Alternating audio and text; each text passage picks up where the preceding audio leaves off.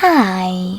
In front of me is Samsung Galaxy Tab A9 Plus, and today I would like to show you how you can select and delete multiple photos at once.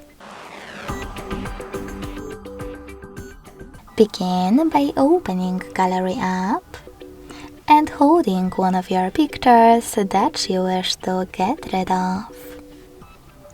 After that, to select all of those right away, use those type of dots at the top left corners. Then to exclude some of your photos that you wish to keep, click on the chosen ones. And last but not least, to delete the rest, hit this pin icon at the bottom between Share and More. Then confirm your choice in the pop-up. So when I do that, as you can see, all of my selected photos were successfully deleted.